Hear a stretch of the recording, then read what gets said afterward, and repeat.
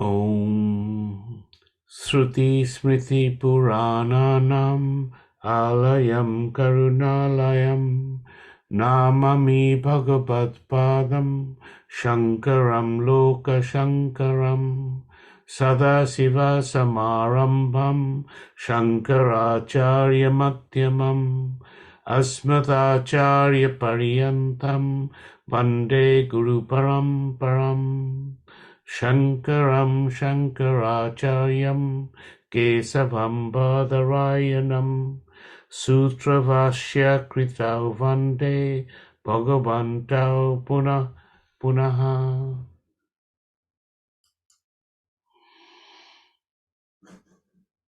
Good. Well, today's a Wednesday, which means it's Bhagavad Gita time. And as always, your mind goes blank when I say, does anybody have any recollections from what happened last week? Any points that would be relevant? I just had one point, really. There was first 99. I found the text a bit unclear and possibly came out of it more confused than I went in, about the three defects and exactly what they were defects in. It was, I could get the general point of it, but actually going back to try and find a bit of text to say what specifically they were defects of, it was the bit that was all about if moksha doesn't work, then you've got to dump the whole guru tradition and everything else. Right. So does anybody remember any of the three? There were two that were said in the text. They were not explained, but we explained them. And there was a third one that I put in. Anyway, so can anybody remember what are the two adverse effects of believing that the consequent of what we're talking about here, that there is no prarabdha? If you still believe that there's a prarabdha for a yani, then there's two adverse consequences. What are they? Anybody with one of them? If you think that prarabdha continues, then you've got dvaita, dualism, Yes. and then therefore samsara still exists, and therefore you can't have moksha. Exactly. So the impossibility of moksha is number one, because the samsara continues because you have dvaita. Good. The second one? There is no guru-shishya relationship, it becomes redundant. Right. Why does it become redundant? Because if the person who becomes enlightened from the dies with the prarabdha, then there is no guru. Well, there is still a guru, but gurus are normally what? They're teaching moksha. They're teaching enlightenment. There is a purpose to all of that teaching. And if moksha is now an impossibility, then what are they going to teach? So that whole relationship starts to break down. So as a result, you don't get that. What is the third one that we talked about? Is it that the Vedas are no longer true? Exactly. So you contradict the Vedic teaching, and therefore that is the third adverse effect. So if a yani does not destroy prarabdha, then jivan mukti won't be there. All right. Prarabdha is negatable by a yani, by yanam, by yani only. That's about the best I can do in terms of text to explain it, but those are the three things. Well, yeah, that's all right. I describing it as adverse effect rather than a defect helps. Right. I think a defect makes it sound like you're looking for something for it to be a defect in. And Right. I was, having trouble finding the object of that. Right. Okay. I may have called it defects in some places, but certainly I first of all started calling it two adverse effects. I may have changed my language. I will take a look at that. Anything else? Can you hear me? Yes? Okay, so I Can. think from the microphone. So it's to do with Shravanam, Mananam, Nididhyasana. Yes. So the most important thing is the Shravanam, Yes. which you have to have the Shastra. You have to have the knowledge, you have to have the text, which makes sense. Yeah. With Mananam, which is removing the intellectual doubts, and then Nididhyasana, removing the emotional doubts. But surely they're all equally important, because you can't have moksha without moving the intellectual and the emotional doubts, because knowledge, it just becomes an intellectual exercise. So to me, it seems like they're equally important, because you can't, it's like a stool, you can't have one without the other in a way. It's But like, you can't yeah, take a journey without taking the first step. I think that was the main point, to say that the steps two and 3 are impossible without step 1, right? It may be that with step 1 you don't do step 2 and step 3, and as a result you don't get there. But 2 and 3 are impossible without 1, and therefore 1 is the most important. Shravanam is the most important. If you haven't got that information presented to you, then you can go no further. Because Shastra is the only mechanism by which one knows that Brahman Satya, Jagan Mithya. Brahman is true reality, and the world is a mithya, a dependent reality. That's why it's put down that way. Okay, Will? But I agree with you. They're all important. It's just that Shravanam is the most important, because without that, nothing else happens. Anything else?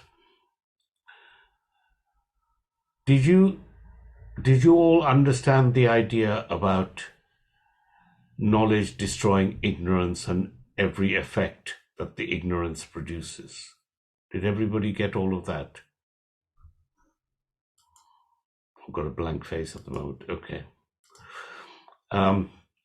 Because that's quite an important aspect, and that was said why one of the reasons why you have to look at this and say that the knowledge will remove the ignorance and all aspects of the ignorance. If the aspects are not removed, then they were not caused by the ignorance in the first place. The example was given of the rope snake. The ignorance of the rope creates the snake. Remove the ignorance of this rope by knowing that it's a rope. With that knowledge, the ignorance goes, and at that moment the snake disappears. Right? It's negated. It doesn't crawl under a rock. It's just negated. It is no more. All right. In the same way, when you talk about things, and the example was given that knowledge of the rope does not make the snake in the zoo disappear, because it was never a byproduct of the ignorance of the rope, right? It was real in the first place. So if the snake does not disappear as a result of knowledge of the rope, that means that the snake is real. Anything that does not disappear, is not negated as a result of understanding, must be the real thing. It wasn't due to the ignorance, and therefore it has to be the real thing. That was the point that was made. It's quite a subtle point. It's one that one needs to contemplate on. I was going to say Carry on. Sorry, I agree it's subtle and it takes some thinking, but I liked verse 96 where it said something like the perception or experience of the world is not negated, but Yes. its substantiality is negated. Is negated. So it isn't like disappear in a puff of smoke. You still interact with everything. And You still interact with it. It's the fact that its substantiality is negated. It's not the experience. The experience is not negated. The factuality of it is negated. there's another statement in that same verse which I struggle with a bit, which is more or less the world, including the body-mind complex, is as good as non-existent without the support of Brahman. Yes.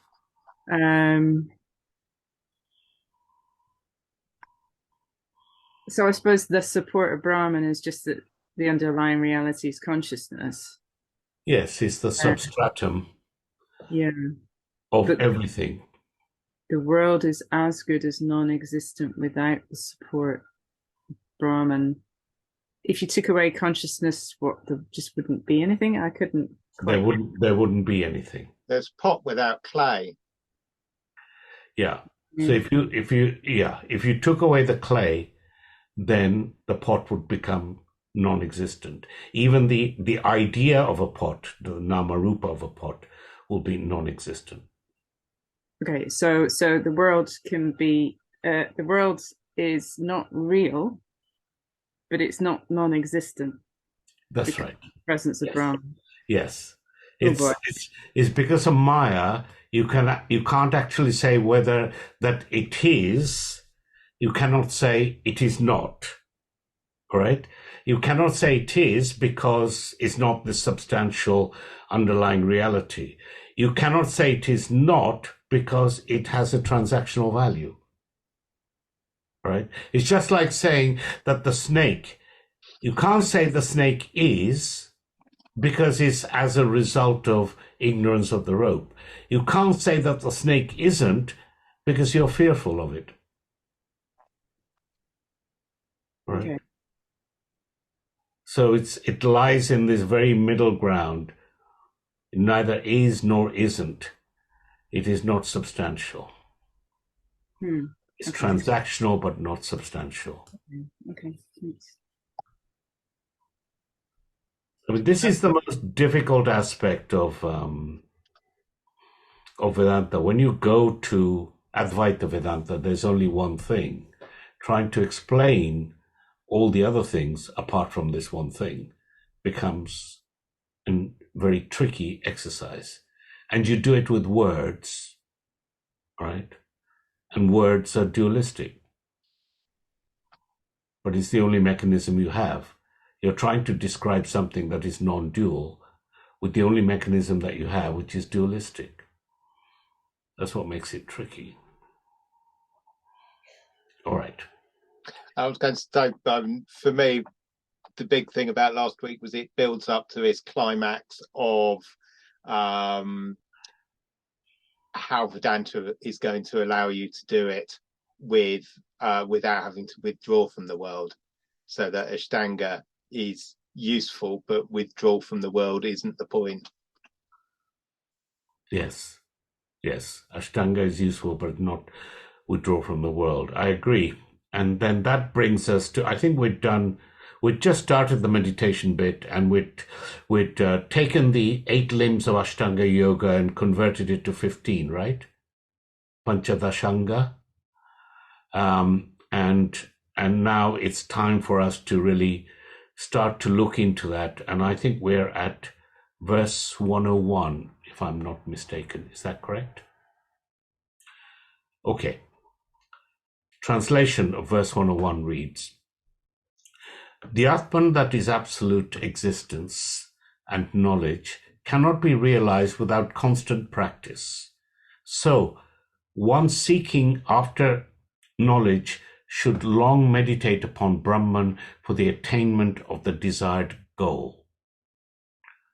So here Adi Shankara talks about the importance of nididhyasanam and says that without nididhyasana, knowledge will not bless me. Who am I? I'm the sadhaka. I'm the seeker. Without nididhyasana, knowledge will not be absorbed in the system, in my system. And the practice of nididhyasana should be regular on a daily basis, is said here. There is no owning up to Sat Chit Ananda Sarupa. All right. Sat Chit Ananda Sarupa, the nature of Sat Chit Ananda without Nityatyasana. The seeker of knowledge of moksha should meditate upon Brahman, he says. Brahman, Satyam, meditation is Nityatyasana, but as is Jagan Mithya. I just want to put one point. When I say Jagan Mithya, I mean Jagat Mithya. Jagat is the world, Mithya, the Mithya nature of the Jagat. But when it's put together, for some strange Sanskrit grammatical rule, they say Jagan Mithya rather than Jagat Mithya. Okay? So meditation on Jagan Mithya is also good, and at the same time, such meditation will help realize the Satyam nature of Brahman. There's nothing wrong in having a body thought if such meditation is concentrated on Jagan Mithya. This word, this is very interesting. The Mithyaness of the world. So, Twam, well, you can have it Twa or Twam, and the end is the ness. So, Jagan Mithyatva. The Mithyaness of the world. Right? Since I believed for a long time that the body is Atma, right? It's come through many janmas, many births. You have to do Nityatyasana for a long time to get out of this Mithyaness of the world and own up to your true Brahma Satya, the realness of Brahman. And this is why one should do Nityatyasana. So this is basically saying this is an important aspect. I'm really switching to this now and staying on this till the end of the book, because you need to do this having known the knowledge. I've given you the knowledge. We've gone through an analysis. We've even gone through the Mananam, although he doesn't do a lot of Mananam in this text. It's a basic text. And now we're going to go to Nityatyasana. Verses 102 and 103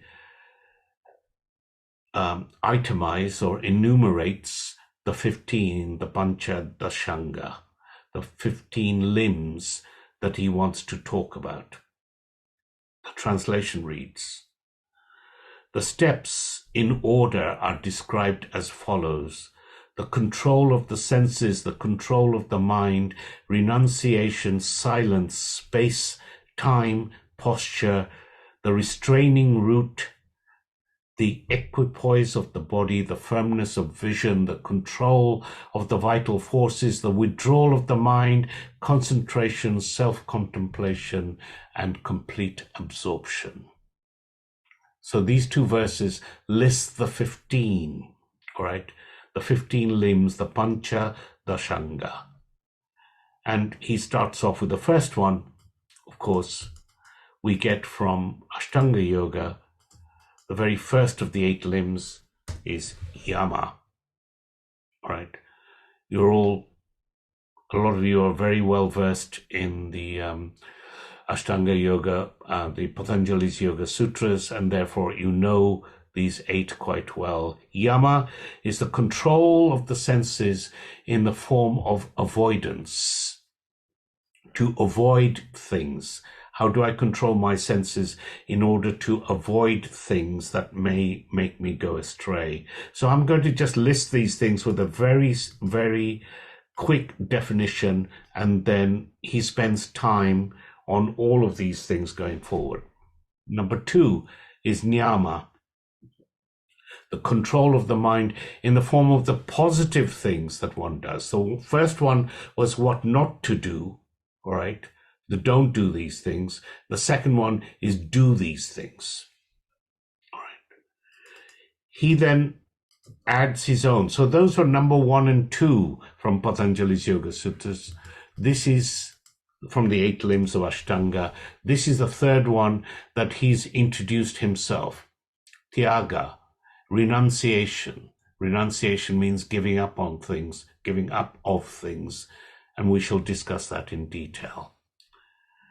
The next one, also, he's injected into it, is Mona, silence, the art of not speaking, all right? The absence of sound, Mona. That's number 4. Number 5, again, not in Ashtanga Yoga, is Desa. Desa is space, as in not a final frontier type space, but as in a place, all right, a location. Then we have Kala. We have time, again, not in the original 8 limbs. So this is number 6, and so far in the 6, we've had 2 from the 8 limbs of Ashtanga Yoga, and he's injected 4. Now he starts to play ball again and go back to the 8 limbs, and he gives asana, which everybody understands, all right? Posture, but it need not be the posture of a yoga posture. It can mean also the place where you sit. Both can be called asana. Then he injects a new one, another new one. So far, this is number 8. We've only had 3 that are from the Ashtanga, 8 limbs of yoga. Mulabandha is a type of lock, a hold for disciplining the body, involving the pulling up of the root into the body. It's a hold or a lock in yoga terminology. So that's one he's injected. Here's some new ones that really he thought of, and he injects one that's called Deha Samya, and it means holding the body in equilibrium, poise, if you like, and that is number 9.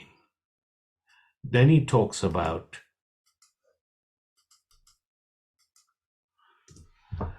Drik Sthiti, steadiness of the gaze. Drik as in vision, Sthiti means stillness, so steadiness of the gaze or vision. Okay. The next one in Ashtanga Yoga is called pranayama, but here he's changed it slightly to say prana sayamana. It means the same, pranayama, as you have in the Ashtanga world. That's number 11.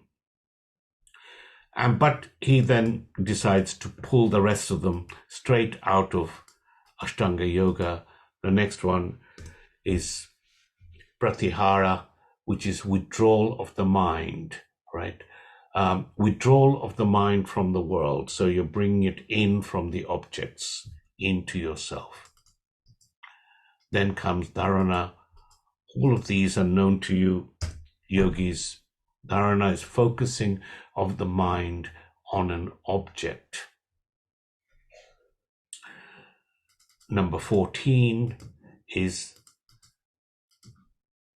dhyana, contemplation of the self, also called atmayana, the maintenance of the mind focused upon an object and retaining it on an object with deliberate effort, with deliberate willpower. Is the ultimate, penultimate stage of samadhi. And samadhi is number 15. Samadhi is one where total absorption in something, right, an object of meditation, without any effort or will. So in dhyana, you actually focused on something and with great mental effort, focused on that and nothing but that. And typically it's on the self. In samadhi, that effort drops away. And you just stay within that without any dedicated effort or willpower or focus on your part. That is samadhi. Right? And the yogis believe that that is the ultimate realization. But actually the difference samadhi is like something else. that we all do every day. That's deep sleep. The difference with samadhi is that you know you're in samadhi. When you're in deep sleep, you don't know, right? There's no knowledge to be gained in samadhi. So it's not the ultimate, because you will come out of it. At some stage, you're going to have to come out of samadhi. If you're a great meditator and you can achieve samadhi, you can stay there for some time, but you'll have to get up again, if only to eat or go to the bathroom. So it comes and goes. Anything that comes and goes, appears and disappears, can't be the ultimate reality. Okay, so we have 15 limbs, 8 borrowed from Ashtanga Yoga, and he's added 7 more to reach the 15. And in this, some of the limbs are borrowed from Yoga Shastra, and some are his own. But he's changed the meanings to suit Vedanta. So if you think that you understand these meanings completely, think again, because he will go through the meanings and he'll change them slightly. He'll reinterpret even the 8 Ashtangas, 8 Angas of the Ashtanga Yoga to suit Vedantic teaching. The number is important, the order is important in the whole scheme of things. So those are the 15 that he's going to go on to. And verse 14, 104 rather, is where he starts with Yama. Before I go there, any questions on that? It's just been a list. You're not supposed to understand what the 15 mean yet. It's just been enumerated so that you know that what are the 15 that are going to be studied in detail within the verses. Okay. Verse 104, translation reads, "The restraint of all the senses by means of such knowledge as all this is Brahman is rightly called Yama, which should be practiced again and again." So the first one is Yama. Yama is from the Yoga Shastra and is meant for a middle-level seeker. An average seeker. We're not talking about an advanced student. A middle-level student. And it consists of 5 things to be avoided. All right? 5 things to be avoided. The first thing to be avoided is harm. All right?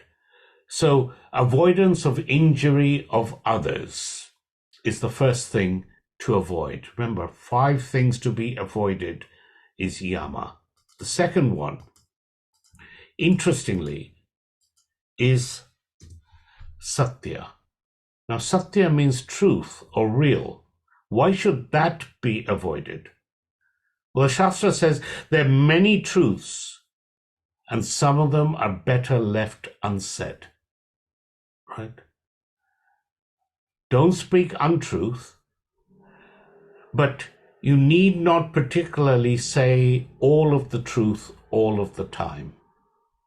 So Satya is either speak the truth or observe silence, and do not speak, but in all cases do not speak untruth. Right? According to Shastra, if the truth is going to hurt another person, even though it is the truth, you should avoid it as much as possible. Right? If somebody was, I don't know, blind or something, and you were talking to them, and you kept on repeating the fact that, well, you know, it's because he's blind, he can't see it, and kept on saying he's blind, you aren't saying a lie, but it's not helping the process. And the blind person is being hurt by that. He knows he's blind, but he doesn't need to be told all the time that he's blind. Okay? So avoidance of the truth when it harms somebody else is the second Yama. The third one is Asteya. And Asteya is the avoidance of taking somebody else's property, something that does not legitimately belong to you. I mean, that's a very simple one. avoid stealing. Right. The fourth one for a yama is brahmacharya. Now, originally, it was thought that this was celibacy. Right? Don't do it. But it's not celibacy. It's actually sexual chastity, avoidance of any illegitimate relationship is brahmacharya. Right? Behave yourself is brahmacharya. And finally, the fifth of the yamas, right, is aparigraha. And aparigraha is the avoidance of accumulating wealth, hoarding. And therefore, this corresponds to simple living. Have sufficient for what needs to be done. Now, the highest form of simple living would be sannyasa, to be a monk, renounced monk. But not necessarily that is meant here. Simple living, do what needs to be done, but don't hoard wealth. So these are the 5 yamas mentioned in the Ashtanga Yoga, and Adi Shankara says this is for the beginner or medium level student. Right? This is somebody who's come into yoga, done their 200, 300 hours, and they need to know what these are, the 8 limbs, and they study it. And for such a student, these are the meanings given. What does he mean for the rest of them? Adi Shankara says, the natural withdrawal of sense organs by seeing that Brahman is everywhere is what he calls yama. Because there is no, how good is your Sanskrit now? There is no shabda, sparsha, rupa, rasa, or gandha. Would somebody like to tell me what those 5 are? What's shabda? Sound, Sound, sparsha, touch, touch, rupa, form or vision, form, right? Rasa, taste, taste, and gandha. smell. So there are no such things other than Brahman. Right? They are mithya. They are meaningless and irrelevant. And by that recognition, the sense organs are no more attached to sense objects. The withdrawal is said to be yama according to Vedanta. Right?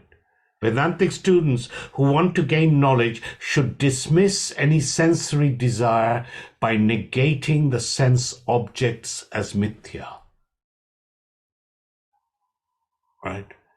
This falsification, this negation of sense objects can only be done by seeing Brahman as the very substratum itself.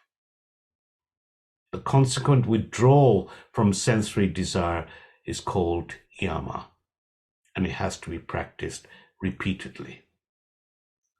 Do you see? At first he says, what does the common person, the lay person, sees as yama? The withdrawal of the sense organs. And now he's saying, once you understand that this is not Dvaitam, it is Advaita, once you become knowledgeable about that, then you say that these sense objects themselves, on which the sense organs are attached, these objects themselves are mithya. You've negated them. As a result of Brahman is the only thing there is. And as a result of that, you've got control of the sensory organs because the objects onto which they are attached are not real. Do people follow that? So the same yama that the yogis would do, now the Vedantin would look at it from a slightly different angle. Okay? Verse 105. The continuous flow of only one kind of thought to the exclusion of all other thoughts is called jnana. We're coming to number 2, jnana, which is verily the supreme bliss and is regularly practiced by the wise. So the second one is jnana, which in Ashtanga Yoga consists of the 5-fold positive disciplines. All right. The first is cleanliness. The body, the mind, the surroundings, everything should be kept clean. The mind should be kept clean by avoiding bad thoughts, like avoidance of our favorite list: krodha, lobha, moha, papa, anything like that. Any of the thoughts, emotional things that might pollute the mind should be avoided. Anger, greed, delusion. All right. Various mantras are prescribed for keeping the body and mind clean. And as you bathe, you should utter a mantra and purify the inner mind also. Kama, krodha, what are they? Desire and anger. Remember, desire and anger are 2 sides of the same coin. Desire unfulfilled is anger. Kama, krodha should be avoided. Just as every journey pollutes the body, every transaction pollutes the mind. Every transaction brings a layer of kama, krodha, lobha, moha, punya, papa along for the ride. Every transaction. Therefore, bathing is a positive discipline for mental purity. Positively entertaining the thought of contentment is what should be done in jnana. I'm happy with what I have. I don't need to compare myself with my neighbor, with anybody else. I need not compare my salary with others. I should positively make my mind happy. All right. And when you do that, that's called santosa, the second discipline of maintaining a happy mind, a peaceful mind. All right. That's the second discipline of niyama. The first one was cleanliness. The third discipline is tapas, which we know is the willful self-denial. Right? Willful self-denial is called tapas. It ascertains my mastery over my body and senses. It means that I'm able to give up something that I do regularly. For instance, one day I decide on mona, on silence. I'm not going to speak. This is something I do regularly, but today I can control it. It doesn't control me. Right? Even talking only when needed could be called mona. No excessive talking. The main tapas in the tradition is fasting. All right. A day of fast, or morning till sunrise till sunset fasting.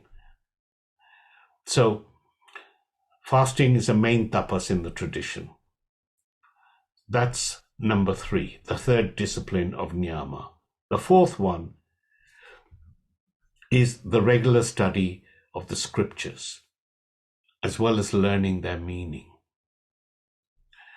It's actually, the Sanskrit word for it is in the text, not that you need it.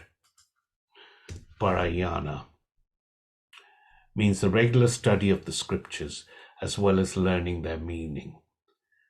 And the fifth and final discipline of niyama is the worship of God. It's a compulsory act for everyone. Right? I don't know how the yoga schools get away with it when they teach niyama. All right? They sort of go when they get to the fifth aspect of niyama.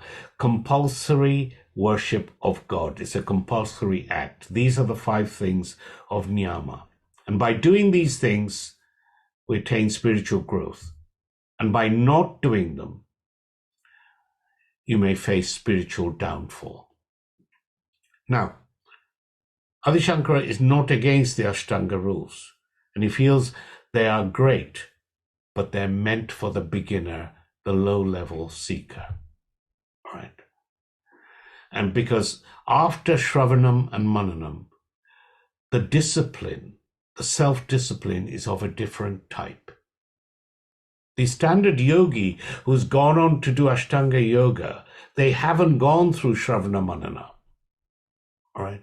But once you have, the discipline has now changed.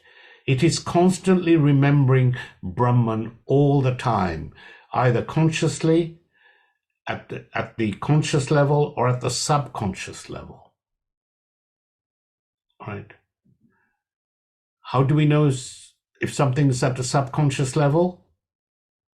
When you aren't thinking of anything else, up it pops.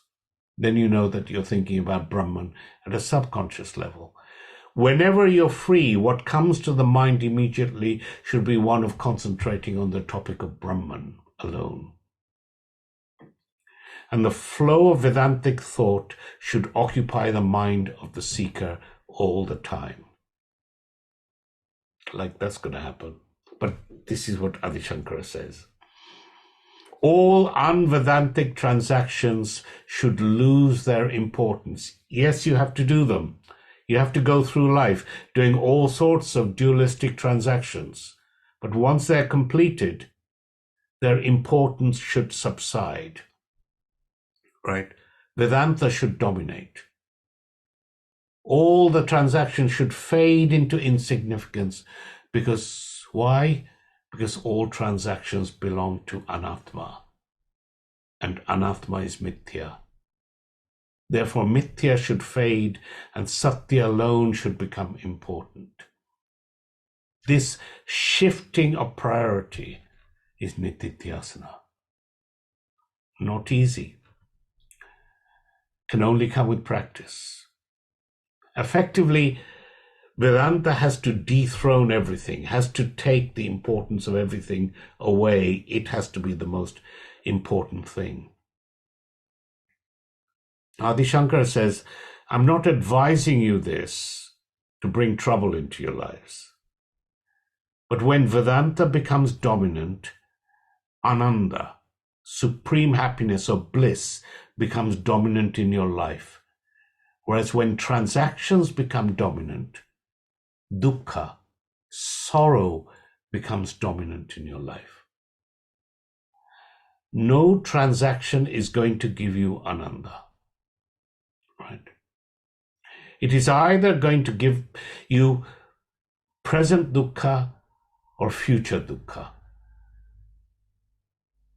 You can say, oh, I don't know, buying a brand new car is pretty good. I feel pretty happy after I buy a new car. Very shortly, you'll worry about scratching it. You'll worry about the value that is gone down the moment you took it out the showroom. So nothing actually gives you that ananda. The dukkha is either immediate or is to come. By making Vedanta dominant, Adi Shankara says, you're not going to lose anything. All you're going to lose is your dukkha, sorrow, and in its place, ananda alone will become dominant in your life. We should never ask, how long do we do Nityasyana for? This sounds really tricky, Ram. How long do we have to do Nityasyana? Only when something is a painful process do we ask, how long do I have to do it? Correct? If Nityasyana is considered painful, then it means we've not understood Nityasyana. No one asks, how long should I carry on sleeping every night? Nobody asks that question. Because I want to do it. I want to sleep every night. It is ananda. Great people sincerely practice Nityasyana because Nityasyana give unlimited ananda, says Adi Shankara.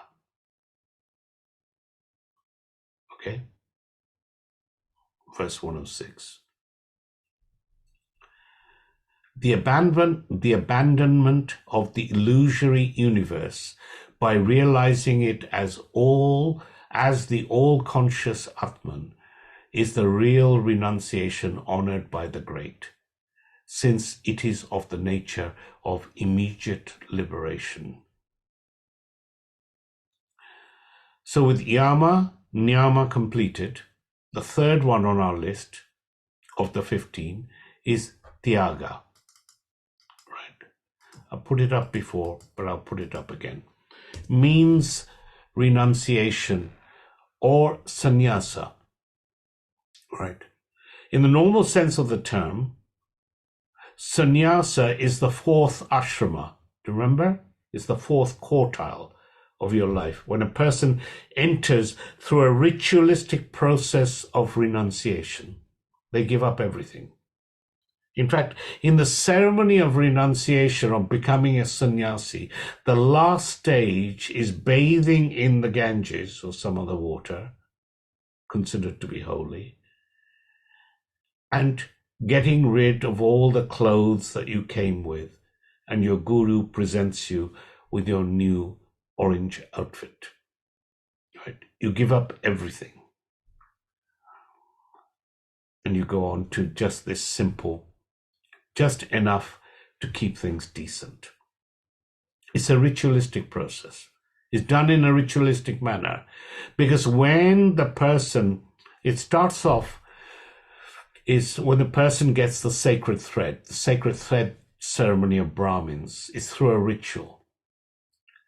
And the sacred thread ceremony says that I am now going to perform my Vedic duties. And when a Brahmana becomes a Grihastha, right, that is the stage at which he says, I'm going to now, I promise to run my life according to Vedic doctrine. It's a promise given to the Lord and the Vedas that I'll do everything commanded by you. I will do the prescribed actions. It's like a contract. I won't do the forbidden actions, because failing that, papa will be incurred, and I don't want to do that. So, having taken this contract, one is not supposed to give up on the contract. In fact, marriage is a Vedic Shastric contract. And having taken a wife, all right, you cannot rescind on that contract under Vedic terminology. It's another text, but it's quite nasty if you've done Vedically and you're married and then you say no, thank you and goodbye. For seven janmas, you'll be born as a woman who is left. That's what you get. For one leaving of a wife, you get 7 lives as a wife to be left by her husband. That's the papam that is said to be generated on breaking your Shastric contract of marriage. Now, Veda takes an action for not fulfilling a Grihastha ashrama. I cannot say, for example, I don't like the family. I'm just going to go off and study Vedanta. I quite like Vedanta, right? I want to be like Ram. I want to go and study Vedanta somewhere. This can't be done. You have a duty to the family. The Shastra suggests a formal contract to be signed if you want to leave Grihastha ashrama. But you have to move to sannyasa ashrama. You have to go through that ritualistic process. And no guru will grant you that ritualistic sannyasa if you have a duty to family. Right?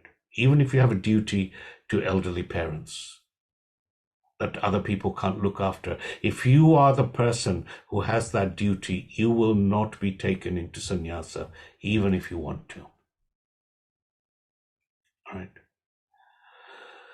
So Vedanta permits such actions, sannyasa, only at the right time. And taking up sannyasa is not compulsory at all. But to take up sannyasa, you have to formally leave your grihastha, your householder ashrama. Right? And you have to move forward from that through vanaprastha to straight to sannyasa, ritualistic process.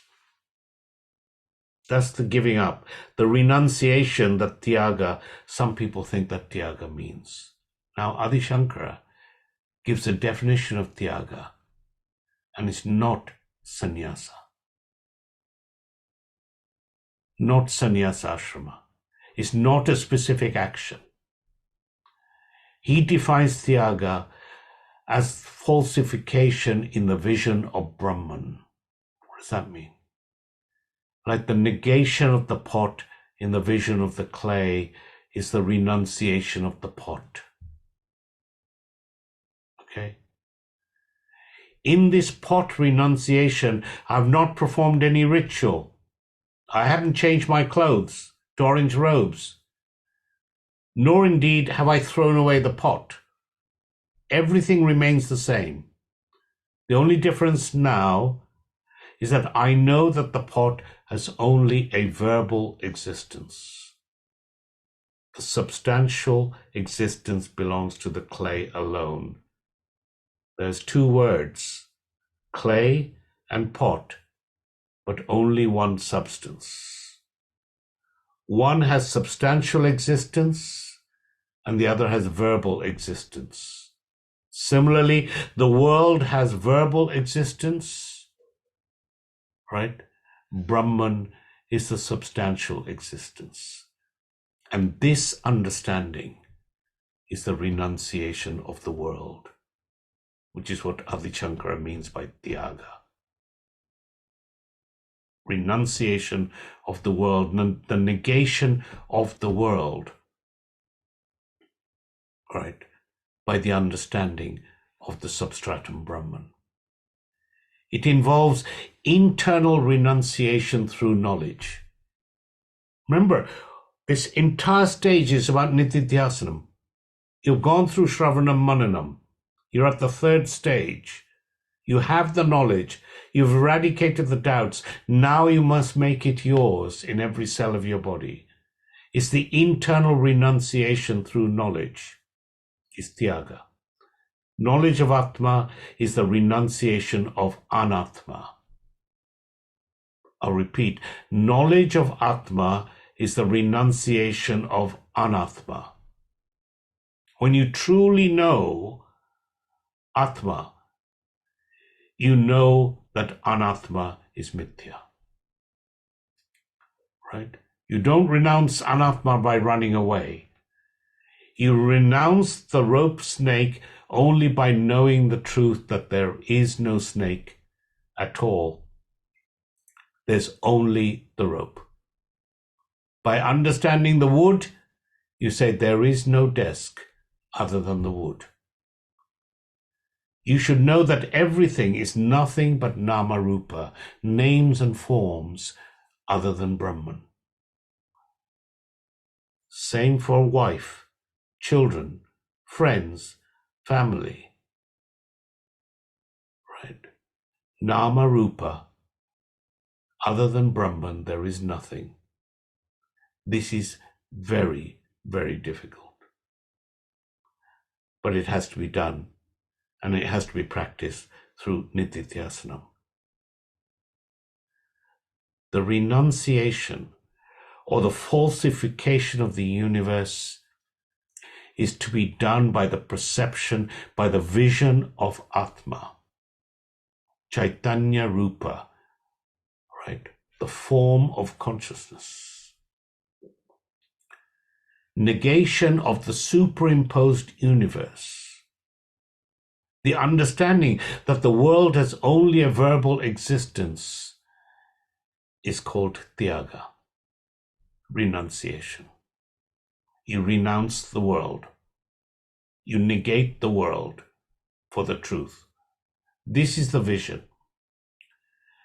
And this renunciation alone is the real renunciation, Shankara says.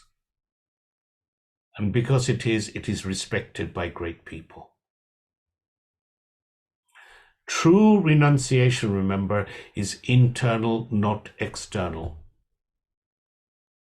The external renunciation, becoming a sannyasi, is optional. right?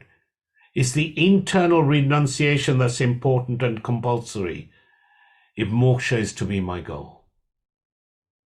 Doesn't matter what I do on the outside, all right? It's how am I thinking on the inside? If the inner renunciation is not there, sorrow can never go away. Samsara will live forever. Right? External renunciation, if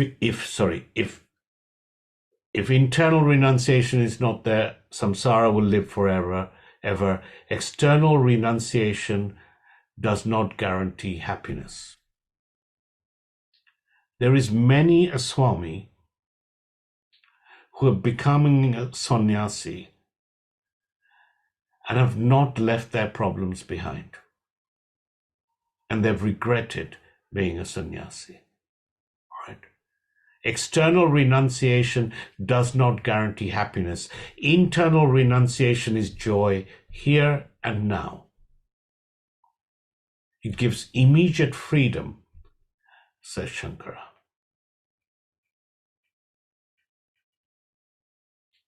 All right?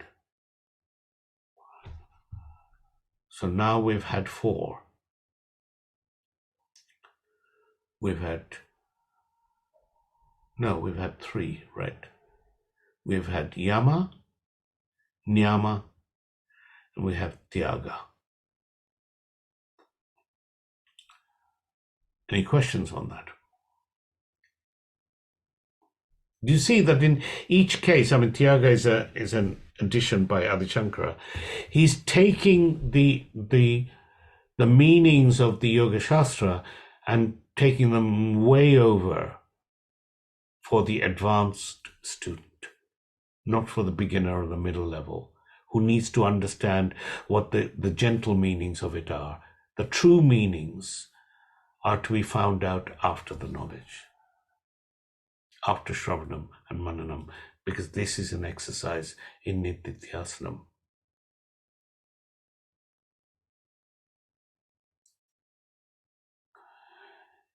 You didn't expect this section to be like this, did you? There's always a twist when you study Vedanta. It's never as you think it's going to be. Okay. The next one is going to be Mona, silence, but that's quite a detailed one, which I'm going to leave for next week. What I would like to do now is do a meditation. But the meditation is not going to be a feel nice and good meditation.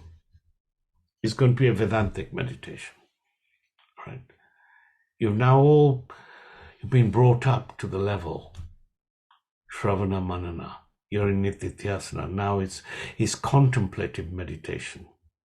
If people are up for that, then that's the way I would like to close today. Everybody up for it? Okay.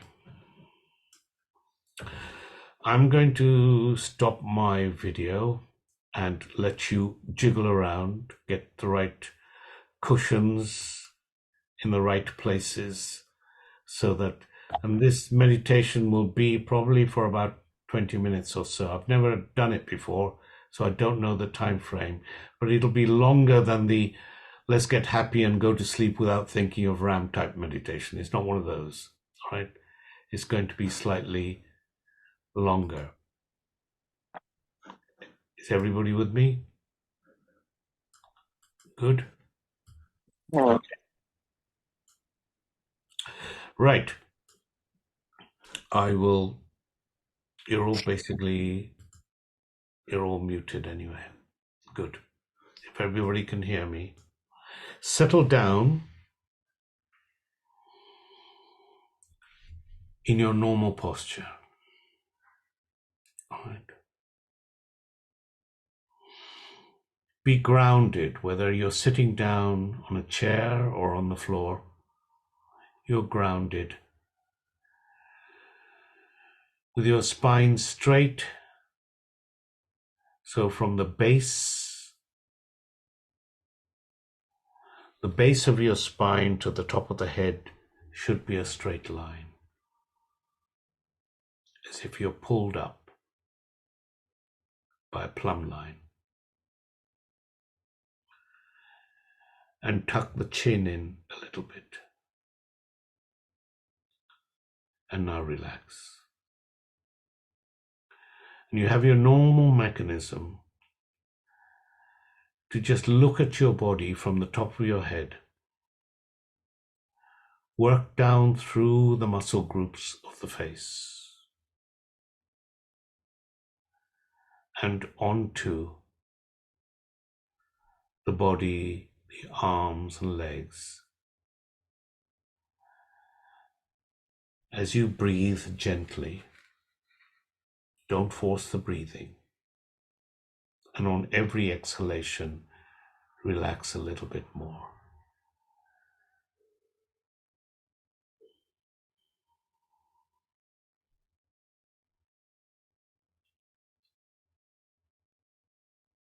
When the body is still, now move to your mind.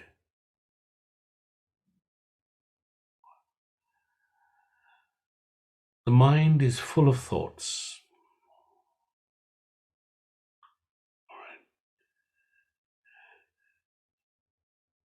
We aren't trying to empty the mind by moving those thoughts. We're trying to replace those thoughts with ones of our control.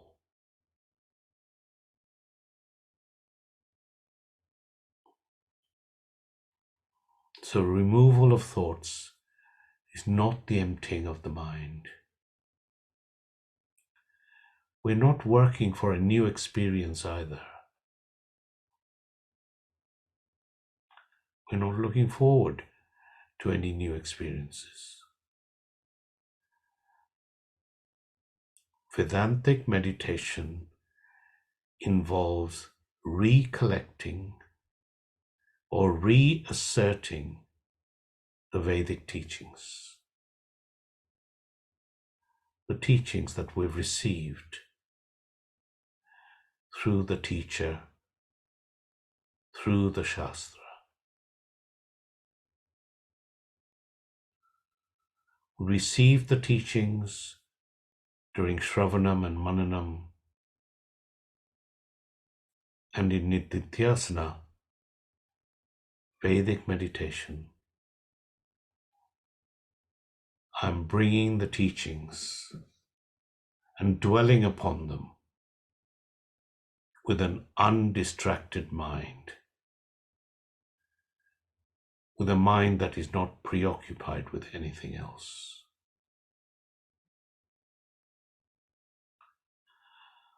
The central teaching of Vedanta is Brahma Satyam Jagan Mithya. Brahman is the truth. Jagat is Mithya. The world is Mithya. Brahman is the reality, and the world is dependent upon Brahman. Initially, I dwell upon this teaching and I try to assimilate Brahma Satyam Jagan Mithya. Brahma Satyam Jagan Mithya. The Upanishads give many definitions for Brahman, and out of them, two are very significant. One is the existence principle, Sat, and the second is the consciousness principle, Chit. We'll save Chit for another day. We're now going to take up the existence aspect of Brahman, Sat.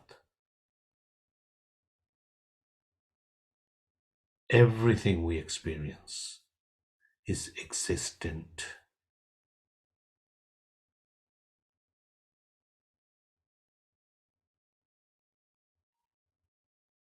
We can never experience a non-existent entity.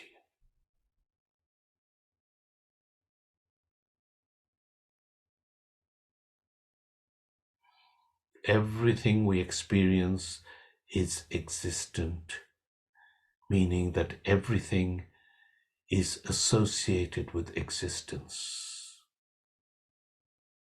Every being, everything, every event, whatever we talk about, they're all associated with existence.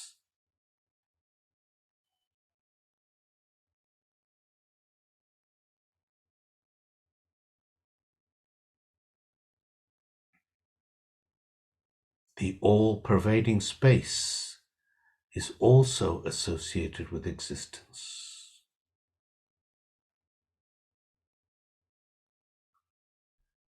Whenever we experience any object, we experience that object along with existence. We never experience the pure object. It is always along with existence. Every object is always mixed with existence. It is associated with existence.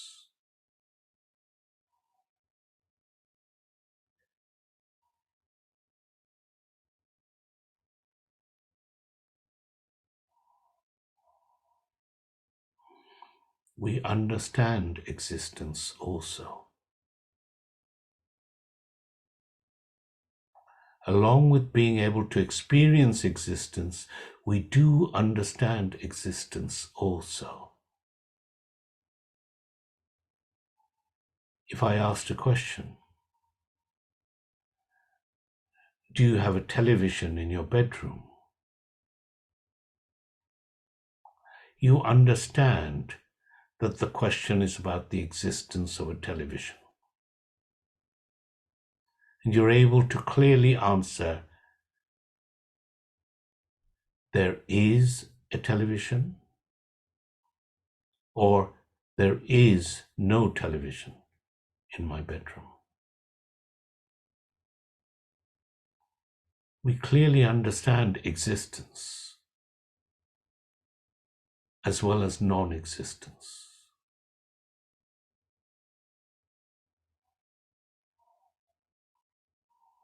Existence is experienced by us, understood by us, is spoken about by us.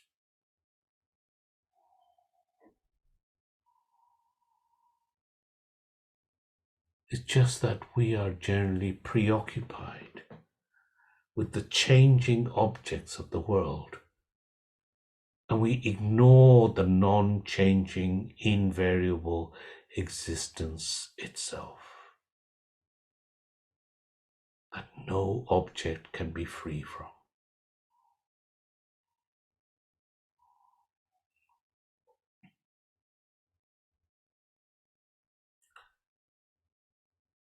And the role of the Upanishads is to turn our attention towards this non-changing, invariable existence.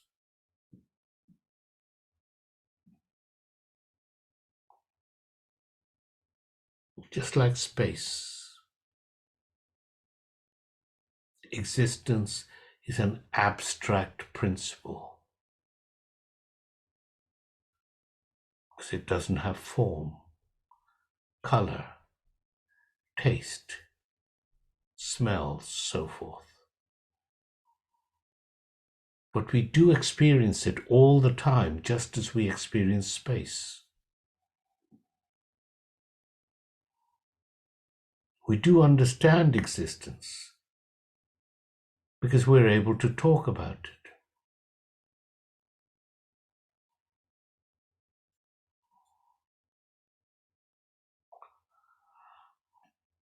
Existence is all-pervading like space. And just as there is only one space all-pervading, there is only one all-pervading existence. Just one.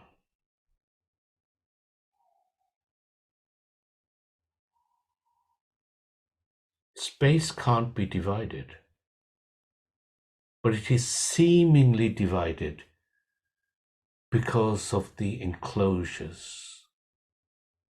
And we have pot space, room space, hall space, attic space. Just as there is a seeming division, but no real division, similarly, existence is one. Existence is indivisible, but it is seemingly divided because of the objects, the many objects in the world.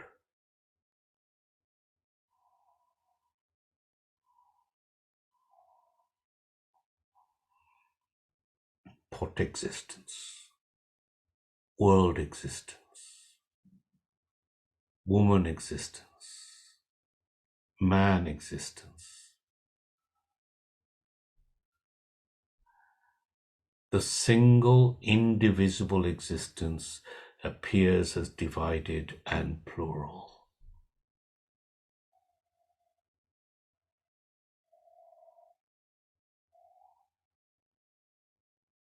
And the plurality of objects is mistaken as the plurality of existence.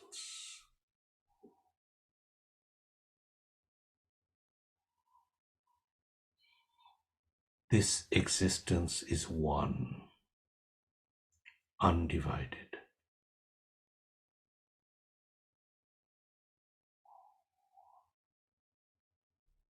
Shastra points out that this existence was there even before the plurality originated. Before the plurality evolved, this one existence was there.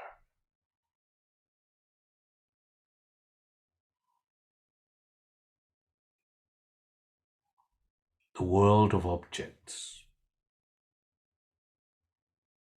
the world of nama rupa, arrives and existence is seemingly divided amongst them.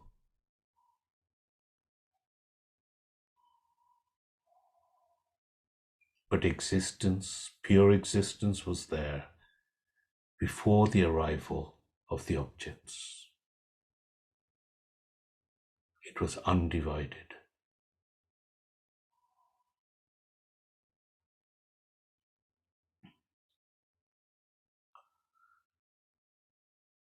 In pure existence, no transaction is possible.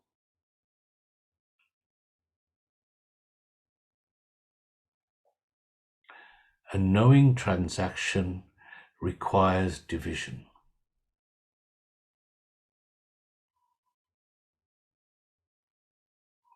Doing transactions require division.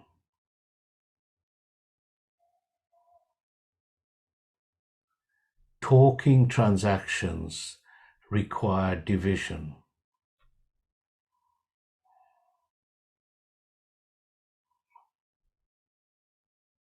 When there are no divisions,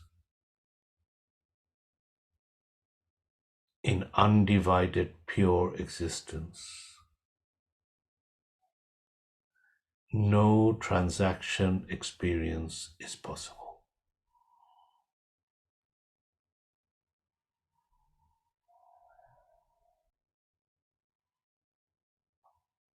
just as when we come across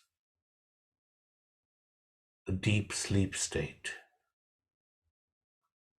where all the names, all the forms are resolved. What remains? Existence alone continues. All the forms are gone. Only existence remains.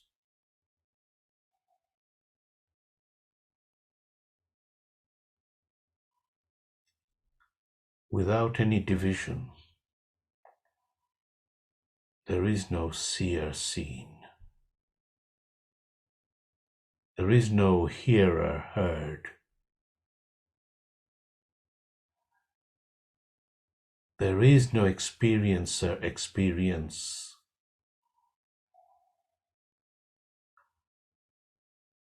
With no division, pure existence continues.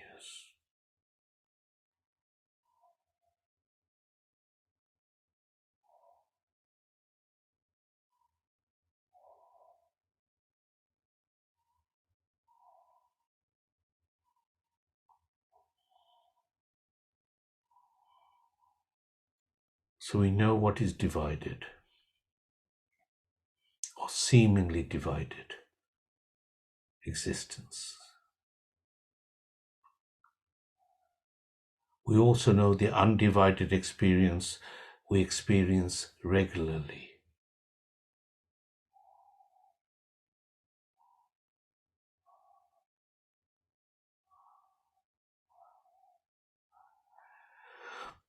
This undivided existence that we experience regularly, this existence is Brahman.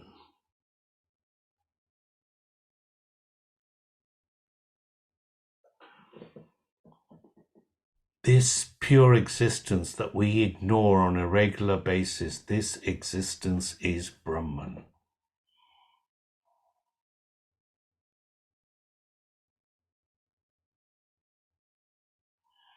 And I experience Brahman all the time.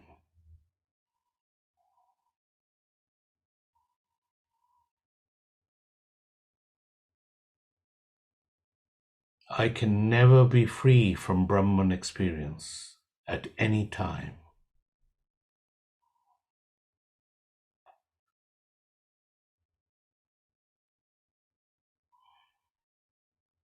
Because in every experience, what we are experiencing is the all-pervading existence, just different names and forms.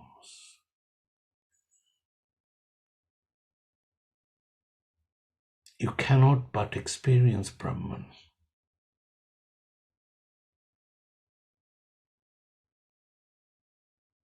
I'm experiencing Brahman all the time.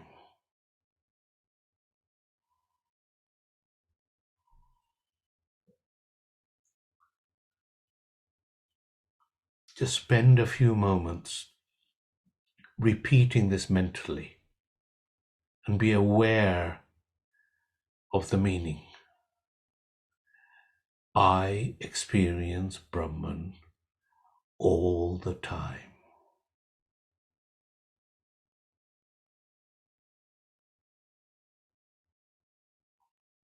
I experience Brahman all the time.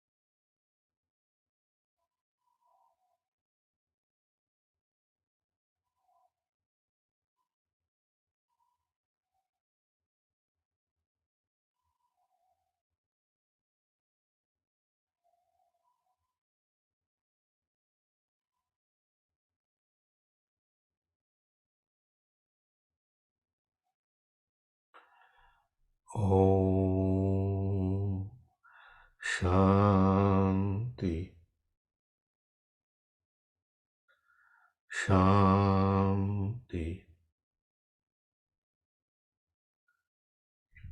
Shanti.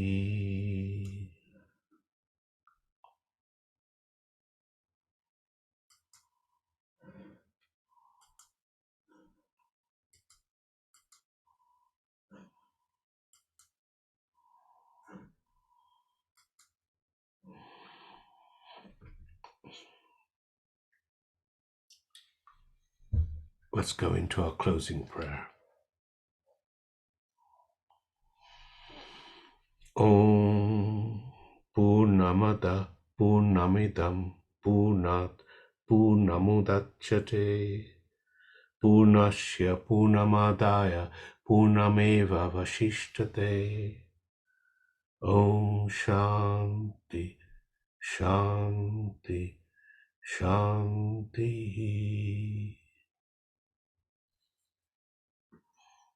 Thank you, everyone.